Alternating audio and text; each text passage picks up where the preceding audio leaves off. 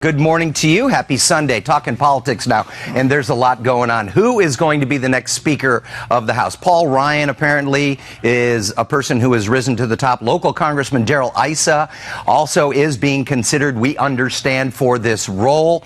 And does Paul Ryan really want this job? Yeah, here's some sound. The fact is, Paul Ryan is the right man right now. He has moderate support, and he very clearly has conservative support.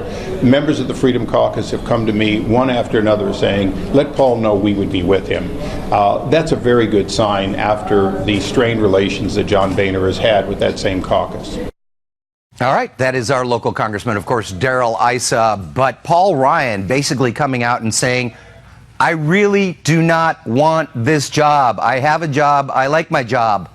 So that, and joining us to talk about the big Democrat debate coming up on Tuesday, Barry Nussbaum, who is a political consultant, and we just found out just a minute ago, used to run the Del Mar Fairgrounds for like 13 years. I did. And we were just looking at, Allie out at Del Mar, and you're having memories. Oh, yeah. Some of those buildings I helped put together and build. Yeah, well, that is pretty impressive, I got to tell you.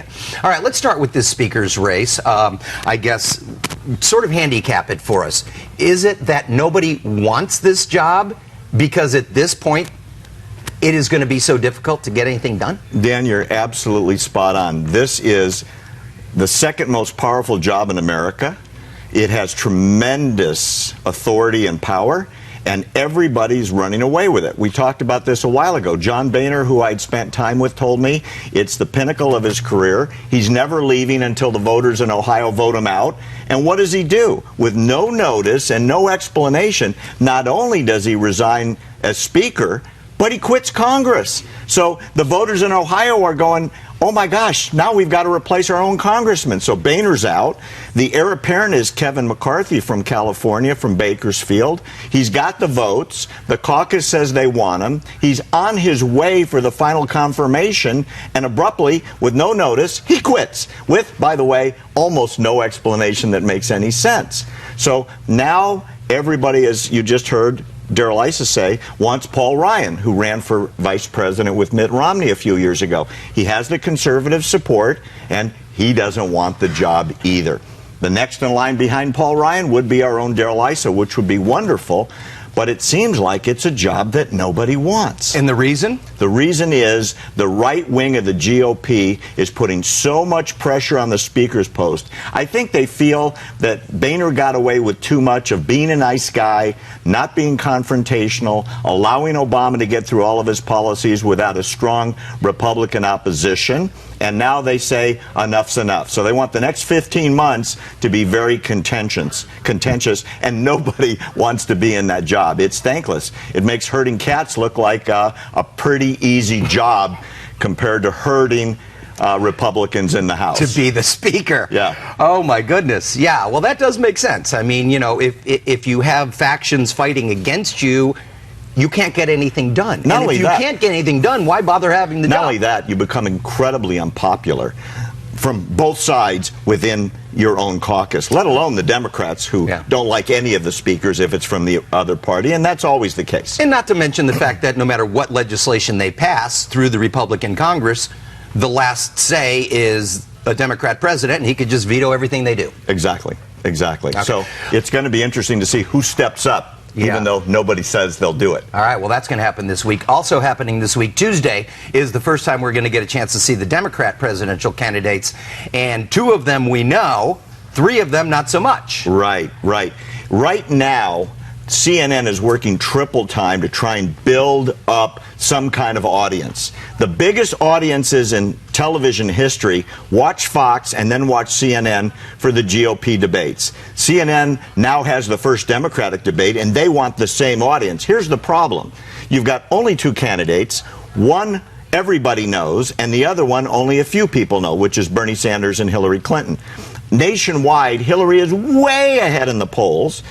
There's some contention in a couple of states where Bernie's either neck and neck or slightly ahead, but half the country doesn't even know who he is. They're working really hard. Tune in Tuesday. But Hillary and Bernie really like each other, It's not going to be neck and neck. They're not going to go after each other like Trump versus everybody else. It's going to be really hard to get that audience in.